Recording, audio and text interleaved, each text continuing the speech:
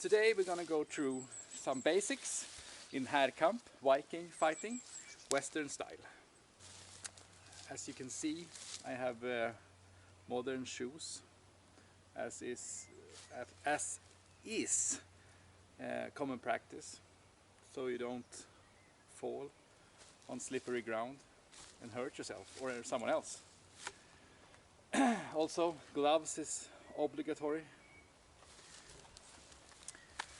And also, Ida, I hope you're okay with me lending your shield. It's smaller than mine, so I can actually be seen here, not being standing behind a big door of a barn house as the shield I usually have. So, finding your starting position. What you want to have is your shield as close to your enemy as possible for as much time as possible. It might seem natural to have a stance like this, like in the movies, but it makes you vulnerable.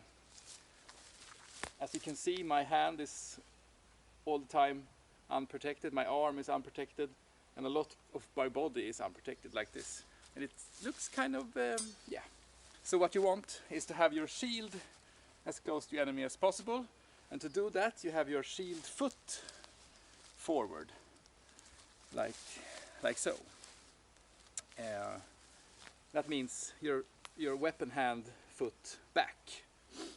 And when you do your attacks, you take one step forward and then one step back. So one step forward and one step back. And you have to do this kind of rapid.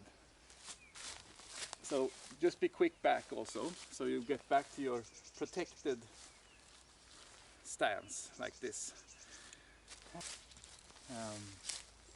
Yeah, cat climbing exercise. The next thing I want to show you is how to hold your weapon. The weapon in this first example I was holding like this, kind of low, the same height as the shield, some 45 degrees out from my body. It's nothing that I have learned anywhere, it just comes naturally, but there are so many ways you can start having your weapon. One could be raising it high like this, having an advantage using the gravity force like that. But it takes some practice to do it safe.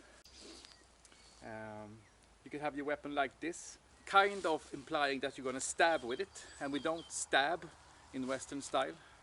So it's good for this kind of movement, like if you have a spear, but with a sword or an axe, I wouldn't recommend it.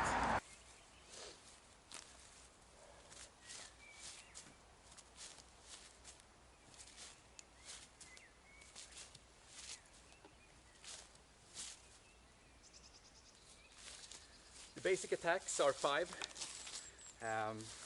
hitting 45 degrees from your right, hitting 45 degrees from your left, hitting low from your right, hitting low from your left, and then the safe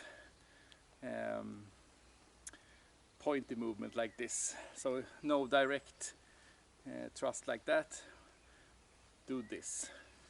Some prefer to do this, but it could mean that you box someone in the face. And remember the steps and the stances. The basic stance, the shield closest to your enemy with your shield foot closest to your enemy. Your sword or whatever weapon you have, in your favored position. And then quickly do the first one. And quickly back. And then quickly the second one. And quickly back. Then next and next, and then finish off. You can do that as many times as you wish until you feel the milk acid in your muscles, as we say in Sweden, or just until you feel contempt for the day. Well, thank you very much for watching, and stay safe.